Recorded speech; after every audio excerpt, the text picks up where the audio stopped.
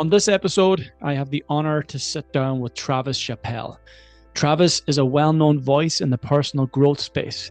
He hosts the podcast Travis Makes Friends, where he explores human connection, resilience, and the challenges of modern life.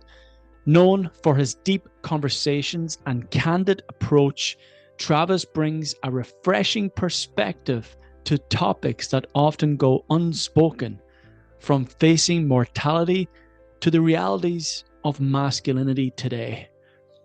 On this episode, we address the epidemic of loneliness, especially among men, and discuss the societal pressures that contribute to this growing issue.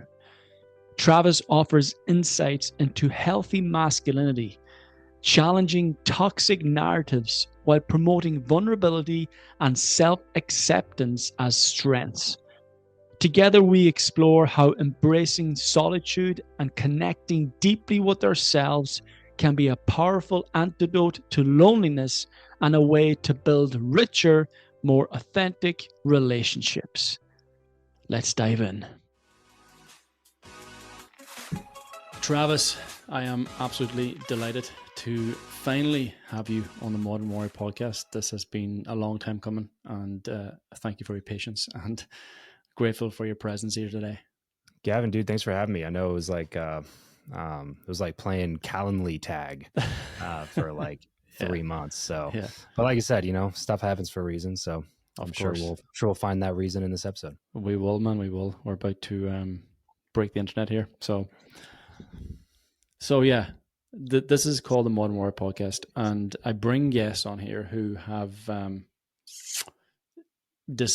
do display that warrior mentality, that warrior, bring that warrior presence into their life. And with every warrior, they have battles to face and battles to overcome. And I know you've had one massive battle recently. And before we dive into that, can you bring us back to your birthday in August of this year, and tell us why that birthday was very special for you this year? Yeah, man. Turned 32 on August 31st this year, and it was either the day before or 2 days. I think it was 2 days before. On August 29th, I had a follow-up doctor's appointment and got the news that I was officially cancer-free. So that birthday meant a lot to me. I'm not a big like birthday celebrator, which is strange to say because every year on my birthday, we usually do like a trip with a bunch of friends. But it just it just kind of works out that way because my birthday is August 31st. And it's kind of like the last couple of weeks of August, first week of September is like kind of the time of the year that everybody takes time off or like goes on a trip or goes on vacation or whatever. And so it just kind of works out because a lot of my friends are in that mode and they want to go somewhere and do something. And so it was just kind of like, hey, this is an excuse to get, 6 to 10 of our closest friends together and just go do like random things at a random place and hang out for a little bit. But in terms of my birthday itself, it was never something that I was like, we got to like, make sure you get me a cake and sing happy birthday. You know what I mean? It was never about that. It was just hanging out with my friends. But this year, yeah, it kind of taught me the importance of birthdays, and I'm especially as like an adult male, I think it's kind of like not taboo, but just kind of weird if you're always like pumped about your birthday, just feels like, hey man, it's time to grow up. You're not 6, you're 30. But it gave me a fresh perspective on the birthday. And I think that it gave me something to look forward to every year. Just like a mark, like, the joke is, like, what are you celebrating? The fact that you didn't die, like everybody does that if they're alive, it's like, yeah, but I don't think that's a bad thing. I this year I was celebrating the fact that I was still alive. And it made me very reflective on my life. And I think that your birthday can be a really good time to sit down, look at the past year, and evaluate, where you're at, where you're headed. Gives you just like another point to look at, to be grateful, to sit in and soak in gratitude for the fact that you are still alive and you get the opportunity to continue aging. So as you're evaluating the last year, what were some of the key takeaways that you took from that? Well, I'll tell you one thing. In Stoic philosophy, which is one of the philosophy, I guess, one of the schools of philosophy that I pull from the most. And one of their core tenets is to meditate on your own death. And because of my study of Stoicism, I think that I've probably meditated on my death more than most, 30 somethings or 20 somethings, because I started studying in my late 20s. But this year it was a much more visceral experience, meditating on that, because it was like, it felt so real and it felt so close, and it felt like I shook hands with the Grim Reaper and then walked away. You know what I mean? So it was like a confrontation of my own mortality in a very real way. And so that was really what I was meditating on the most, man. And it made me reflect on the way that I've been living my life, some of the decisions that I've been making, and not even like bad ones, just, a couple things that I was doing that were kind of in that sunk cost fallacy, that was just like, well, I'm doing this because I put this much work into it. I've been doing it for the last few years. But why am I really doing it? Am I really only doing it because of this thing? Because like in a couple hundred years from now, none of it's going to matter anyway. You know what I mean? Like we're all going to be gone. And in 1,000 years from now, we likely won't even be remembered. And only the history books, type people will be remembered, like the Elon Musks of the world. And it's like, I don't frankly have any desire to be an Elon Musk. That guy's schedule, his life is insane. And I wouldn't want to trade my life for that. And so like coming to terms with that, just realizing that like, it doesn't mean that you treat things with a apathetic attitude. It just means that you should consider frequently why you're continuing to do what you do. And if it doesn't light you up and it doesn't make you happy, it doesn't make you feel fulfilled, it doesn't bring any joy, it doesn't really serve a purpose beyond just like, it's what I got to do, then maybe it's time to reevaluate. And that was one of the biggest takeaways for me from this past year. Do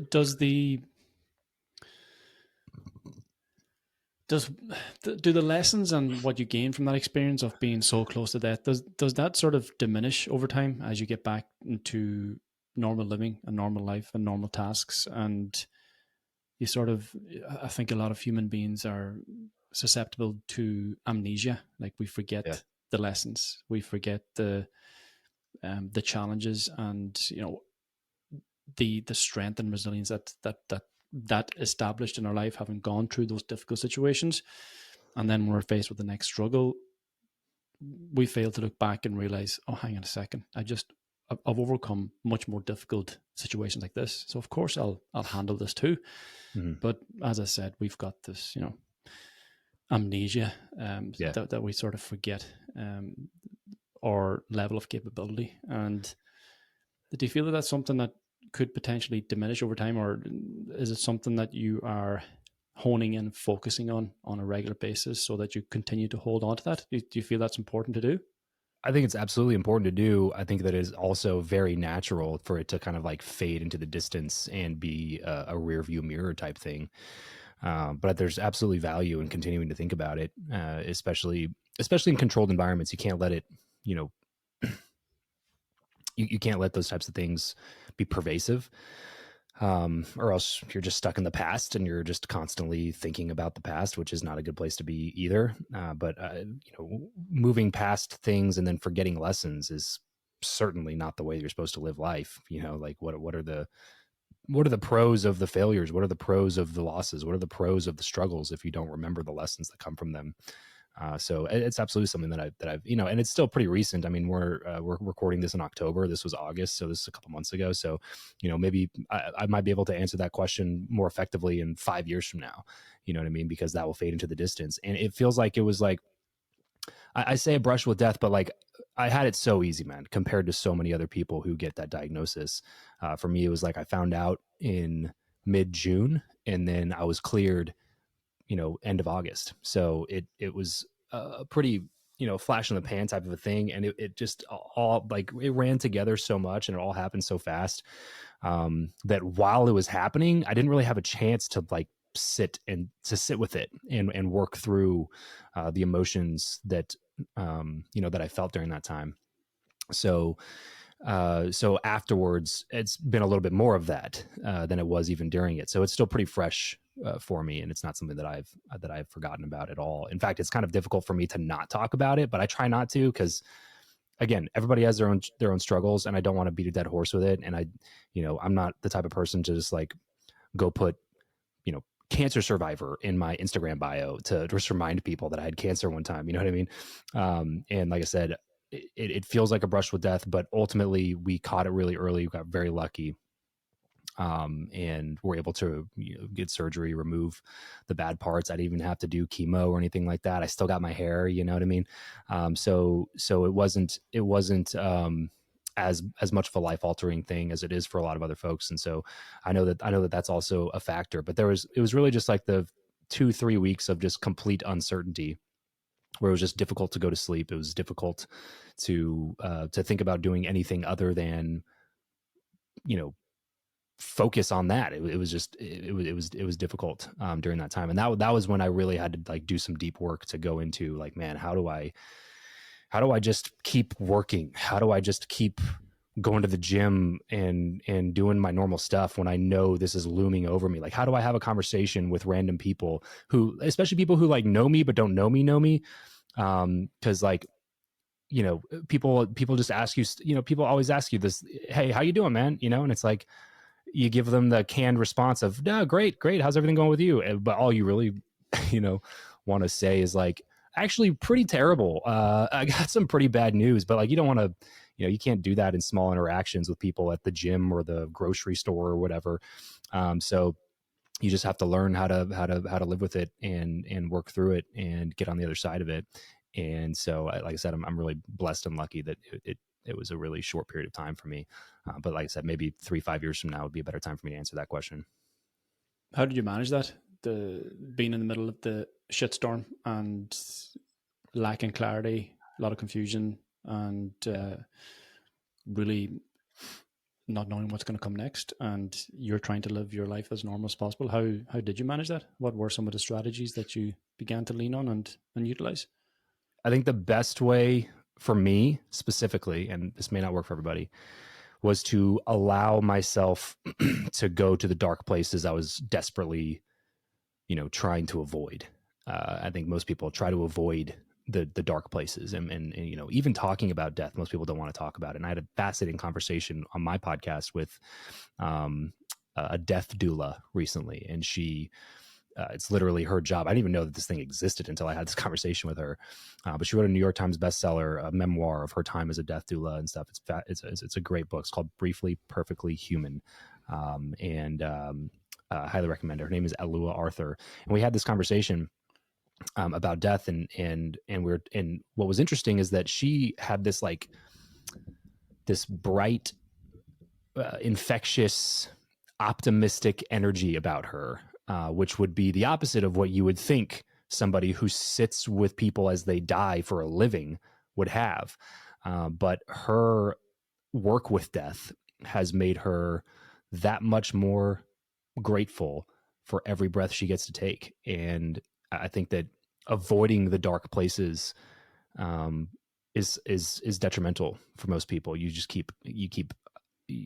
never deal with it if you don't face it, I guess is what I'm trying to say. And so that was the only way I knew how to deal with it during that time, was just to allow myself to go there a couple of times and think through what that would, actually be like. And I think that kind of gave me a little bit of power back over it, because once I accepted that was a potential reality, it was just kind of like, okay, that's happening. That's the current scenario. And I can either sit in a corner and whine about it until I get some news that's going to bring me on the other side of it. Or I can keep living my life and finding,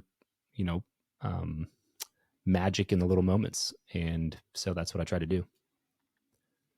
Yeah, that's a worthwhile exercise for everyday life, not just when you're faced with a cancer diagnosis, because we never know when that moment's going to arrive. So yeah, contemplating your death helps you to live a fuller life, I believe. And it puts everything into perspective, man. Like the stuff that you're worried about every day, you know, we are a very privileged society that the main problem we now are facing is anxiety, is stress, is depression. And I'm not trying to downplay those things at all. They're very real, and they're pervasive, and they steal people's happiness. But it's a luxury problem. You know, if you go to like a third world country, they don't struggle with anxiety because they're worried about where their next meal is coming from, because they're worried about the quality of their water. They don't have access to literally the essence of life, which is good quality, like drinking water, like we just take for granted here all the time, because we can go to our reverse osmosis faucet on the side of our sink and grab pure life-giving water. And that's something that we take for granted. And so we have all of our core problems solved. And so we as humans, we're built to go solve more problems. And so when we solve a problem, all it does is present a new set of problems. And that's not a bad thing. It's a good thing. If we didn't have problems to solve, then we would all just be, you know, walking around and we think that that's nirvana. We think that that's like the goal, is to not have problems. And that's not the goal. The goal is to be able to move forward in the face of problems, not to just not have them. There's a great show called The Good Place. It's a kind of a not sitcom, but kind of a comedy type show written by Michael Schur, and he produced it as well. He's the producer of, you know, Brooklyn Nine-Nine, The Office, Parks and Rec. Brilliant writer, great comedy writer, and but he wrote a book called How to Be Perfect, and perfect is spelled with 2 T's, and the whole book is his, you know, take on philosophy and life and stuff. And so the show The Good Place is basically this mental exercise of like, you know, what happens after death, and there's heaven and there's hell, and then, not to spoil the entire thing, but essentially it ends up with a lot of people going to, like, quote unquote heaven, and in heaven nobody has any problems, and then it gets to the point where people are choosing to no longer be in paradise and to walk into non-existence, because they can't stand being in paradise 1 second longer, because there's no problems to solve. There's no things to overcome, and it leads to this just sense of nothingness. And so they start longing for the nothingness, and eventually everybody, you know, makes the decision to walk through this door that allows them to basically not exist at all, when the alternative is to exist in paradise where everything's taken care of. There's no problems at all. It was I thought a really well done show, because it, like I said, he's a great writer, and Kristen Bell is the main protagonist, and she's a great actress and everything. And I thought it was just done really well. But I thought it was also just a really great perspective on what it's like to actually be in a place where no problems exist. And I don't think that's a worthy pursuit. And I don't think that any of us would be happy if we were in that scenario. So trying to craft this life that's problem free it's only ideal because we don't know what it's like to experience it. But I think that if we did know what it was like to experience it, we wouldn't be happy there for a long time anyway. Yeah, that's definitely a loaded area. I think in the absence of problems, your brain creates problems, and then, you know, that's probably where the anxiety and depression comes from as well. I mean, if you had a defined purpose in life, you have no time to be anxious, you know, time to be depressed. You have a mission you have to accomplish, and that means so much more than dwelling and sitting and worrying about your problems and worrying about certain aspects of your life. And is that a place you've found yourself in before, with this darkness or confusion or lack of clarity, or feeling lost or bewildered in life, having to find your way? Absolutely. Yeah. On, you know, several occasions. You know, it wasn't even just a cancer thing. It was just that just was the elephant in the room. You know what I mean? It's like if you're sitting on a table and you have a bunch of papers spread across the table, and all of these papers, you have written down different problems that you're experiencing in your life, and you're trying to sort through these problems. You're trying to figure out how to solve them, and you have some anxiety about those problems, and you have some stress, and maybe you're depressed about it, and you have all these different things that you're trying to work through. Cancer is like somebody dropped a hippopotamus on the table. You know what I mean? It's like, whoa, yeah. Now all of a sudden, like, I can't even see these other problems because this giant hippo got sat on all of my papers, and I have to remove this problem before I can even think about what all these other problems are. So it just became like a singular focus problem rather than erasing all the other ones. But through that exercise, it also kind of destroys the table and gets you to, get up and walk around and move around and create a fresh perspective to come back to the table with when you can eventually remove the hippo. What's on the table now then?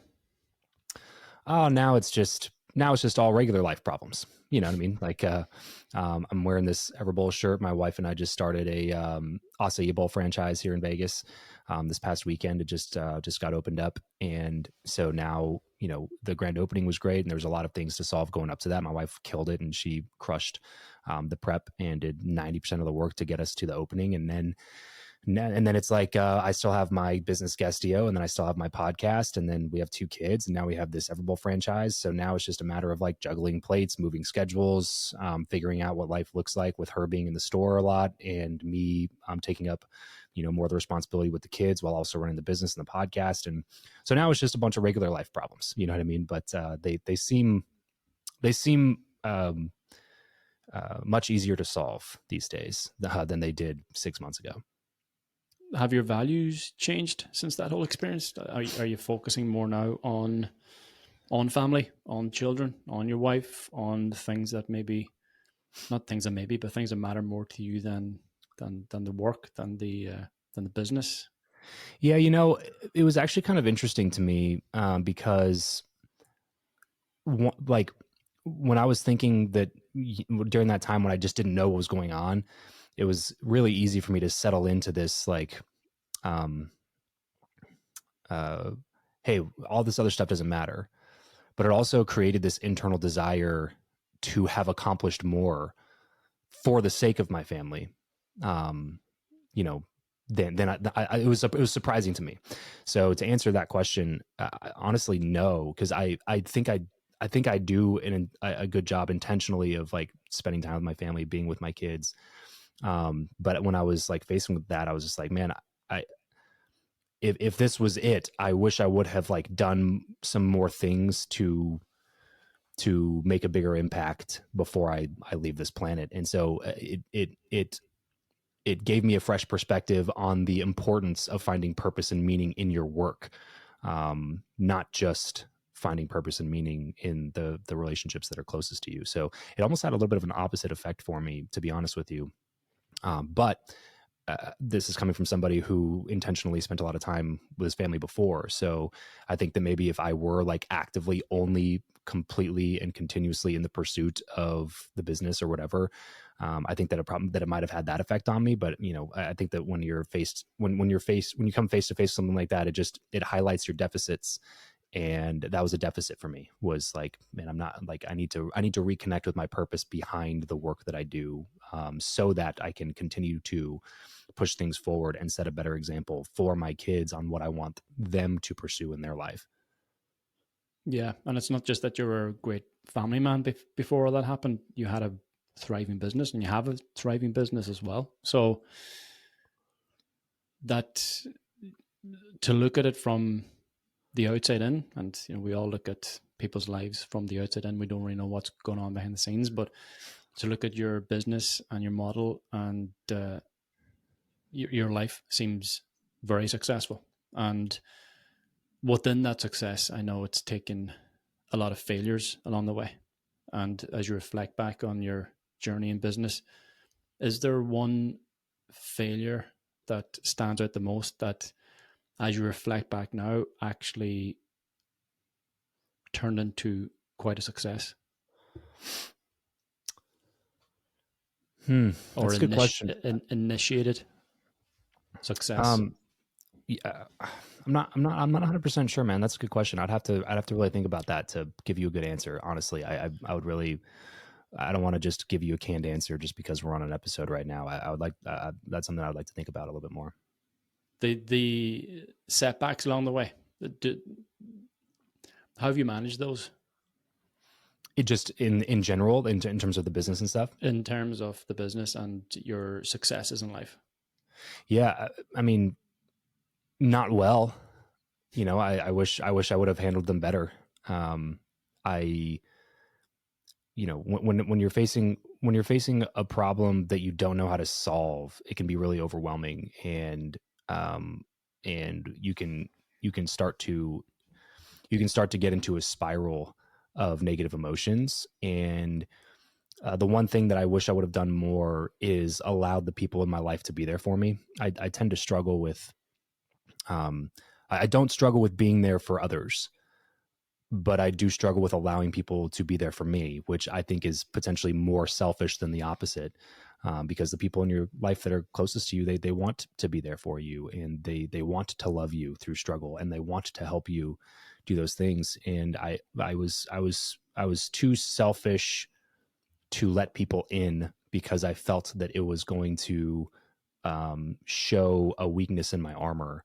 And I think that this is something that specifically that young men face, even more so than others, just because it's part of quote unquote being a man is just to bear down and not show weakness, and to show this version of you that's really strong and that doesn't have these types of struggles and things like that. And so I think that's one big lesson that I learned through the failures that I've had inside of business, the failures that I've had in life, through the cancer diagnosis, that it was telling to me that, you know what, I think I've been a selfish friend, that I haven't allowed people to see me struggle, that I haven't allowed those closest to me, my audience, to examine my failures alongside of me as I'm going through them. And that's something that I'm trying to get better at. I'm with you there, man. Yeah, something I would also have difficulty with. It's also the sense that you don't want to burden them with your problems. You Exactly don't right. want to, yeah. I literally recorded an episode on this for my podcast. I'm starting to do solo shows again, and since the show's called Travis Makes Friends, a lot of the solo shows now are going to be dedicated toward friendship, eliminating the epidemic of loneliness, building better relationships. And so I've been doing a lot of research on it, and this is literally something that's very top of mind for me because I just put out a full episode on this, and that was one of those things that I talked about, and I used that exact verbiage, like, we don't want to be a burden to those around us, so we keep our struggles inside. But that's the worst place for them to be, man. I did a post there recently. It was actually after I listened to a radio show segment, and pretty much what you said in terms of there's a loneliness epidemic out there for men. Yeah. Why do you think that is? Well, for men specifically, I think that there's a few reasons. First of all, it's not unique to our generation. A lot of people like to vilify social media and look at it as the root cause of all of this, and I'm not one of those people. I think loneliness, the data would support it too. Loneliness has increased annually since 1976, long before social media was around. I think social media, the more insidious nature of social media is that it implies connection. The word social is literally in the phrase. So it implies that it brings us closer together when it really actually drives us further apart and creates more anxiety and does not fulfill the internal human desire for connection and building genuine, real relationships with people. So that's the insidious nature of social media. And I think that it's compounding things that were already existing. So it's definitely a problem, not to say that it's all good and 100%, it's not the, best thing since sliced bread in that context, but it's not as evil, I think, is what most people would claim that it is. But it's certainly one of the core aspects of it, especially for this generation. And especially for the generation even coming up behind us, the Gen Z type generation, the 20-year-olds right now, instead, I'm 32, the 20 somethings, the people in their late teens and early teens, that generation is going to deal with it because of social media, and in a way that was much worse than the way we dealt with it. Like, I wasn't really on Instagram and Facebook until college. I had it a little bit in high school, but it wasn't really until college until those things were like front and center for me. So people that are like growing up on especially TikTok, just because it's again, it says social, but it's not really social. So you think you're filling the need for, you think you're filling the loneliness need by being on these platforms, and you're actually making it worse by doing that. So and I know that's a roundabout way to start answering this question, but social media is one of those things, is to say that, like, for young people in general. And then you go more specifically young men, there's an attack that's been happening on masculinity as a whole.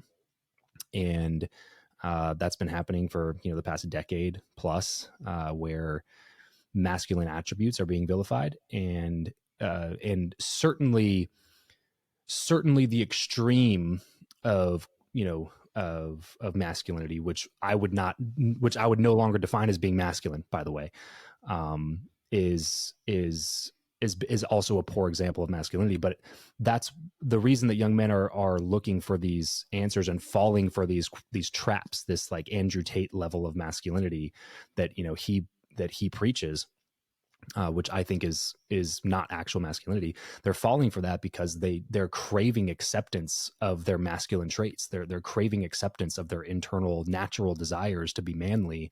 And so much of society, especially if they didn't grow up with a good role model of what masculinity looks like, they didn't have a dad in the house or something like that. And then all the women and the thought leaders that they're looking at are being like, oh, toxic masculinity. They're marrying these two terms together like it's something that exists. But in my mind, like, toxic masculinity is not a thing, because as soon as you assign the word toxic to masculinity, to me, it's no longer masculinity. Like, Andrew Tate's not toxic masculinity. It's just not masculinity. Like, that's not what it means to be a man. So you're conflating these two things together, and it's confusing an entire generation of young men who have these internal desires to be masculine, to show masculine traits, to be a man, but they don't have a lot of good examples of what that looks like. And so they're falling into these fringe movements of people who are exhibiting an ideal type of masculinity, who were obviously hurt by women at some point in their life, whether that was their mom growing up. A lot of it, I think, would probably stem back to childhood with their mom. It might have been a girlfriend or several girlfriends when they were a young man that jaded them to the idea that women actually care about them and that they could have a good relationship with them. There's a lot of things that go into that, but I think it's largely due to the fact that, like, there's just not a lot of great examples of it. And so you have these young men who are not in the Andrew Tate camp, who are desperately searching for something, but keep getting told that the competition that they are exhibiting, the aggression that they're exhibiting, that these things are inherently bad things, and if they feel these feelings of masculinity, that's bad, and you should feel guilty for that, and you should apologize for that, and you should engage in discourse that allows you to move away from that and to pick up more of these more feminine type qualities. And it's like, we all have masculinity and femininity in us. I'm not saying that being in a feminine state is a bad thing, because it's not. We all need to engage in both of them at some point. But to just vilify all of masculinity is terrible. And, culture and society is going to feel a tail whip from these young, lonely men who can't find a space to express how they really feel. And if you are in a place where you can't express how you really feel about things, you're going to be lonely. I don't care if you're surrounded by people who quote unquote care about you. You're surrounded by friends. If you don't feel the freedom to express who you truly are, you'll always be lonely. And that's dangerous. Lonely young men is one of the most dangerous threats to society, I think. So, I hope we can course correct from that. Yeah. Also, when you suppress those emotions, they are expressed then in unhealthy ways through violence, or through rape, or through just these malicious outbursts. And yeah, I'm with you in all of this, because it's something I'm quite passionate about, is masculinity and the state of men at the moment. But I don't usually dive into masculinity as such or toxic masculinity. I just speak in a way that I believe men are to act. And Yeah. as you rightly said, I think men need a balance of both feminine and masculine traits. They need to merge together, and the two of them complement each other. So the allowing yourself to express your feelings and emotions is perhaps deemed a feminine trait. Yeah. But if you don't allow yourself to practice that feminine trait of expressing your emotions, they become suppressed, and then they are expressed in toxic masculine ways. Yeah. So Dangerous ways. Yeah. but I believe that a lot of men, again, there's a lot of shame. There's a lot of shame at the core of their emotions and feelings, and especially when you haven't had a strong role model who displayed, you know, these traits in a healthy way, who was able to express his emotions and feelings and tell you that it's okay to be sad, it's okay to cry, it's okay to, you know, feel down, it's okay to feel disappointed, it's okay to have empathy towards others and have compassion towards others, and to allow yourself to feel that. But then that's also, in a way, a masculine trait, because it takes fucking courage, it takes strength to be able to express your emotions and express your feelings. Absolutely. It's a tough thing to do for men. So there's a lot of strength required to display those characteristics and to display to express your difficulties. And what is your insight in terms of how we can course correct this? I mean, is this going to come through men like yourself, myself, others out there who are openly speaking up for these men? Or is there something more that needs to be done in order to, as you say, course correct? I think so. I tend to be on the level of personal responsibility for most problems in the world, and I think that if we take personal responsibility, that social responsibility comes as a natural result of that.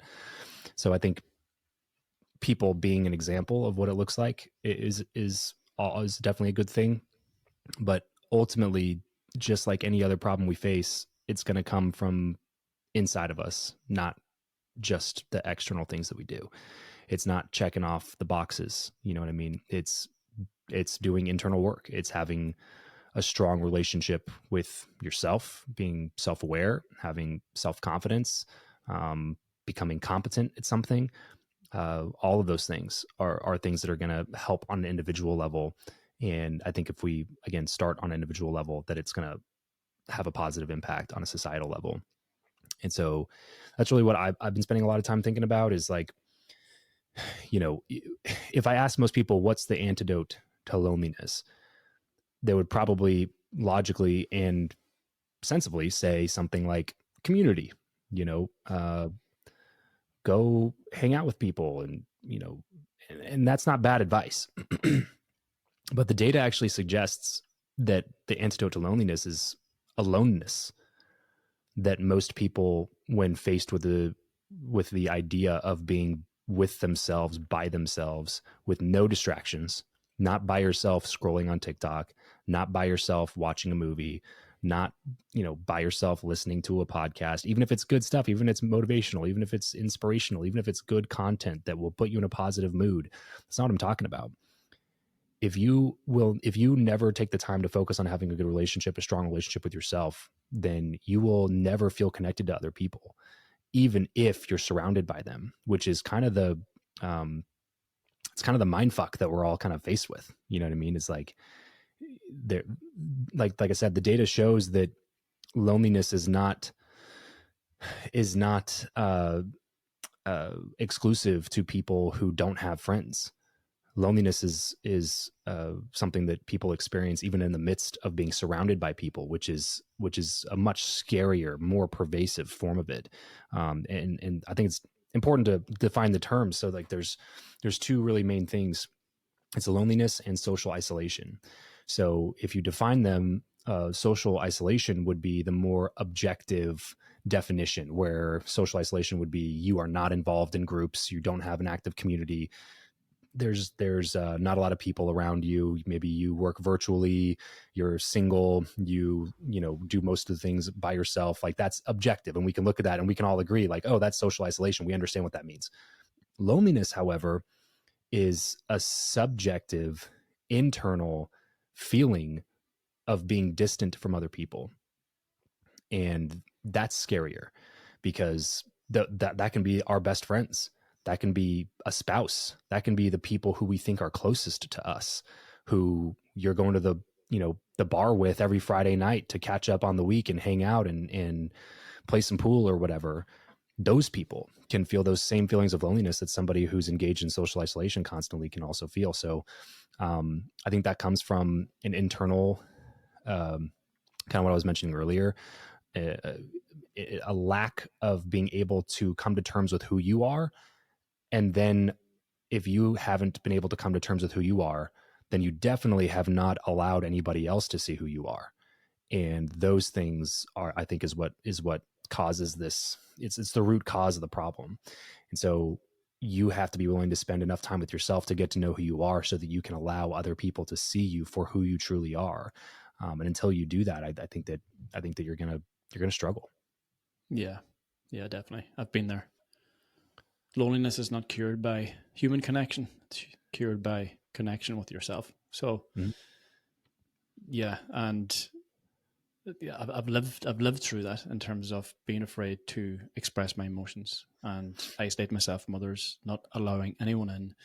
A lot of shame, as I mentioned, and that shame was then expressed through porn, massively through porn, and that became an addiction. And an addiction eventually led to, long story, footage of me being exposed on a webcam chat room.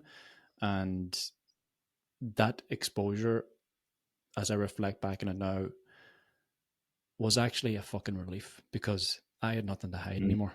Everything was out there, and I didn't have to hide behind this wall of lies, trying to be this perfect, nice guy to everyone I met. You know, there's something here I was struggling with. And I remember when it happened, I had a conversation with a good friend of mine at the time, and I was telling him about the addiction, and, you know, trying to make sense of how I got there and how this came to be, and just having an open conversation about the difficulties and struggles that led to this situation. And as I did that, it removed the barrier for him to then tell me about some of the struggles he was having around the same issue. Yeah. And that created a connection that still holds today. So again, within that, we talk about masculine and feminine energies, and it takes extreme courage to be able to open up about your struggles and difficulties. Yeah. But when you do that, you also inspire someone else to do the same. And that's where an incredible connection can form. And as I said, that connection is still very strong today. So yeah, I think it's completely right in what you're saying in terms of connecting to yourself, understanding that there's certain pain or certain shame or certain difficulties you need to be with in order to process. But then it's then understanding, okay, I'm struggling with this. I've got this underlying trauma that I just can't get a handle on it. It's just carrying it around like a bag of bricks every single day. Yeah, and I appreciate you bringing that up, because it's a great example of how it's this loop that just continues feeding itself. It's like you feel lonely and you don't know how to deal with it. So you try to distract yourself with something that's objectively bad for you when done on a daily basis like that. And you fill that loneliness with porn, with false connection, alcohol, with drugs, addiction. You avoid the people who care about you because you don't want to face who you truly are, and you certainly don't want to let them know who you truly are. And so you're constantly looking for these distractions, And then it feeds into itself. It starts causing problems with your, your mental health is obviously in a bad state, but then that bleeds into your physical health. If you're feeling lonely, if you're feeling anxious, if you're feeling depressed, the last thing you want to do is get your ass out of bed and go to the gym or go for a walk or get sunlight or have proper nutrition. Even it's easier to microwave a pizza and play video games than it is to actually feed yourself some proper nutrition that's going to make you feel better. It's not a placebo. Like, proper nutrition makes you feel better legitimately. Even drinking water, having sunlight, going for walks, a little bit of exercise, getting some sweat going, all of those things, they just start to feed each other. And then your physical health suffers, and then your mental health suffers because your physical health is suffering. And you start to, you get lazy and you get fat, and you're not productive at work, and you're not fulfilled in your work. And so the last thing you want to do is do anything to improve any of those things, because it is going to eventually lead you back down to the rabbit hole that exists, which is this problem that you're facing internally, that you're not willing to face yourself, that you're not willing to share with others. And then you just end up in this cycle of depression, this cycle of anxiety. And then you go see maybe a psychiatrist, and they prescribe you some drugs to feed chemicals to your brain to lift your mood and lift your spirits. And again, this is not to downplay like real depression and anxiety, or to say that nobody should be on any of those drugs or whatever. And I think that they have their place. I just think that they're overused. I think that they're overprescribed, just like regular medication for physical health is overprescribed.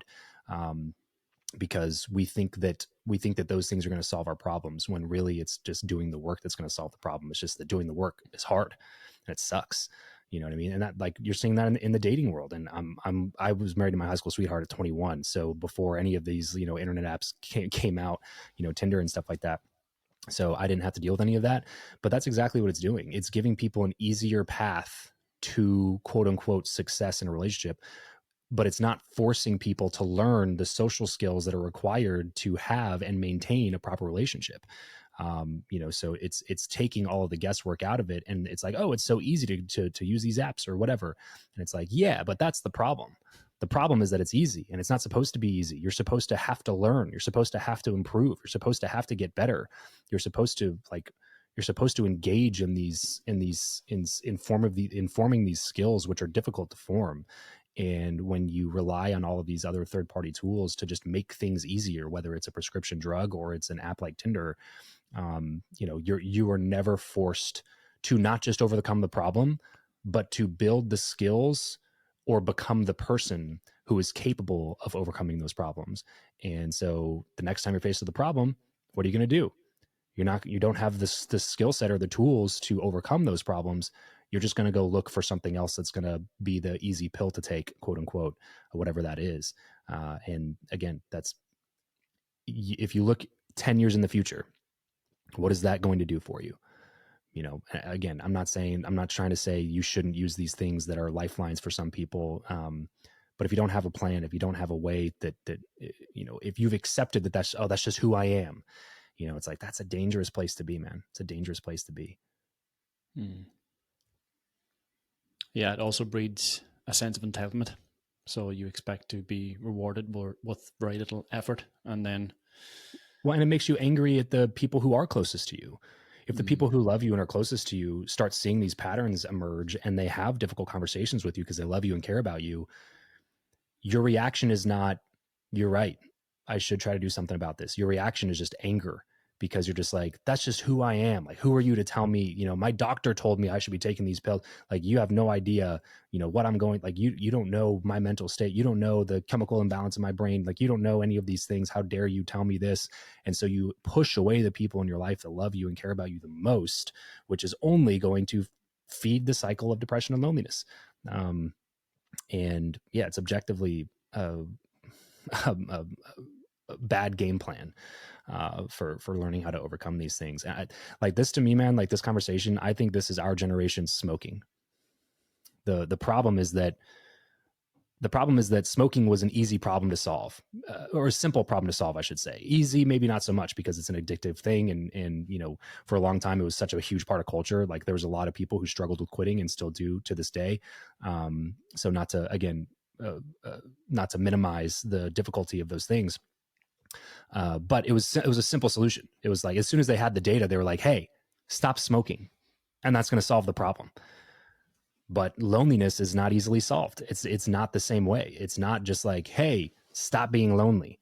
It's an internal subjective feeling of being isolated, and that's a more difficult problem to solve. And if we don't start having these conversations now, I think that we're going to see a lot of these negative repercussions that are happening in the distant future, not even the next 10 years, like the next 50 years, 100 years. You know, we're solving, Western medicine is a miracle, man. We're solving a lot of problems health-wise. And there, you know, people are saying now that there's people that are alive today that'll live to be 150 and, you know, and older. But that's only a calculation of Western medicine. It's only a projection of, you know, the leaps and bounds that we've made in those other fields. It has nothing to do with this loneliness thing, which I think it's going to decrease lifespan more than we're willing to admit, because it's the root cause of so many of these things that they're even related to physical health. Loneliness and these social isolation, these things can cause legitimate physical problems, like increased inflammation in your body. There's plenty of data to support that it is bad for mental health, for dementia, increases risk of Alzheimer's, increases risk of cancer. It's more detrimental for your physical health than smoking 15 cigarettes a day. I've seen that. That's crazy. It's more than drinking 3 alcoholic beverages a day is loneliness. And so we don't think that it's that big of a problem, because, like I said, because it doesn't have an obvious solution. It's easy for us to put it on the back burner.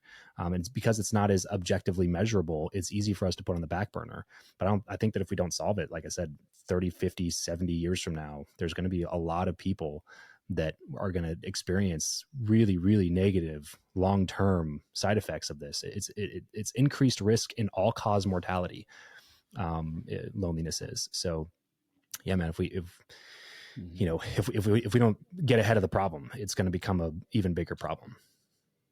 Yeah, I've been in a few podcasts, and they usually finish off with a question in terms of, if I had one piece of advice to give to men out there, what would it be? And it's usually what I usually respond with is that every man out there needs to create peace and solitude in his life on a regular basis, and just be completely alone, because that's when he can really truly understand and connect with himself. And yeah, that to me is, you know, breaking this epidemic of loneliness we have right now.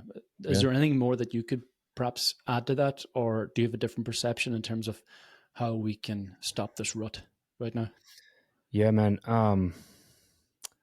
I'm looking for something that I wrote down one time.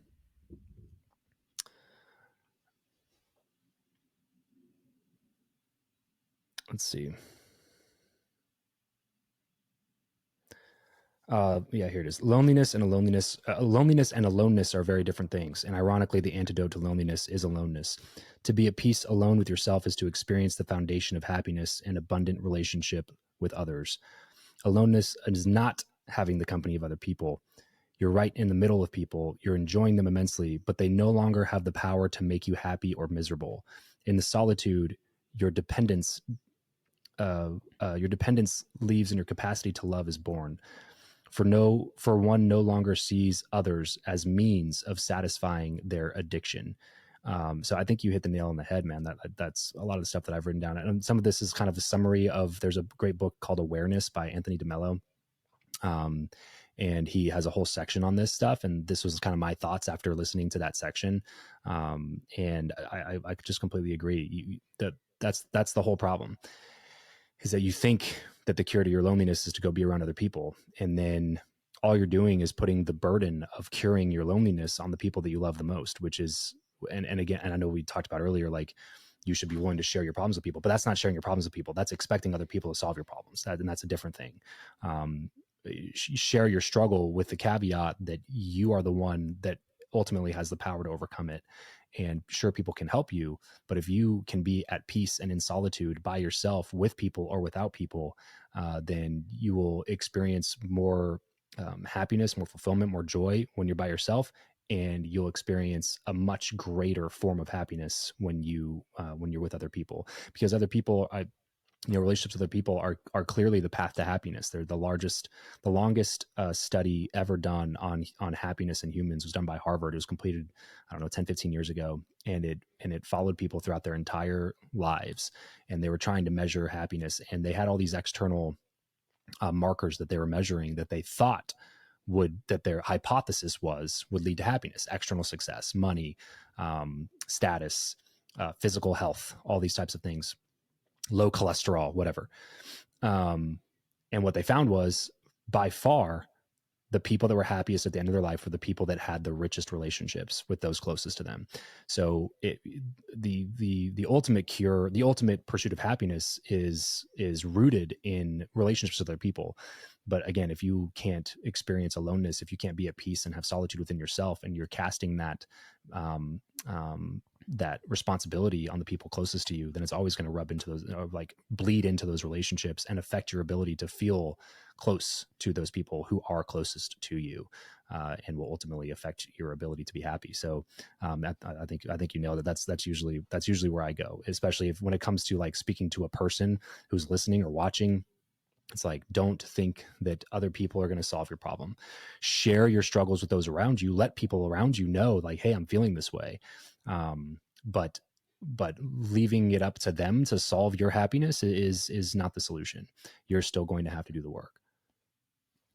Yeah. Thank you, Travis. And yeah, just thinking there, that richness in the connection with others has to start by finding the richness within yourself first. And it's that whole thing of the cave that you're unwilling to enter holds the treasure that you seek. And that's the richness that you need to cultivate within yourself, that you then share with others. So it's not yours to keep, it's yours to share. And as you share it, it's reciprocated by those around you and makes for a much more meaningful connection, friendship, relationship. So yeah, thank you for that, man. And again, incredible conversation. We could go on and on here. Probably a part 2 here somewhere down the line, but in Ireland, in Ireland, yeah, over a Guinness, man. Definitely, yeah. It'll be 0-0 for me, but I'll get you a good pint. So for all the listeners to this podcast, please let them all know about your podcast and where they can find you and potentially connect with you as well. Yeah, man. So my show's called Travis Makes Friends. You can find it anywhere you listen to podcasts. We're also on YouTube now. It's been a couple of years since we got on YouTube. So I would selfishly ask anybody to go watch us on YouTube because we're trying to get more traction over there. And you can just search that Travis Makes Friends over on YouTube. So that's the best place to connect with me. And you've had some incredible guests. I appreciate it, dude. That's the whole premise of the show, is to be now we're adding the solo shows in to say, here's some actual tactical tips, tricks, data research and all these types of things on how to build better friendships, how to be a better friend, how to, solve the loneliness epidemic. But then the interviews are more just me trying to model the things that I've learned about having conversations with people and learning to connect with people. And so the interviews have turned into something that's really fun for me because I get to sit down with people and make friends with them over an hour conversation. And I think that comes out in the spirit of the interviews. Brilliant, man. And yeah, much needed in today's world, just as we discussed. So thank you for that. And until we meet in Ireland for the next episode, have a good one, my man. Stay strong. Yeah, right? Thank you. Thanks a lot, dude. Appreciate you for having me on the show.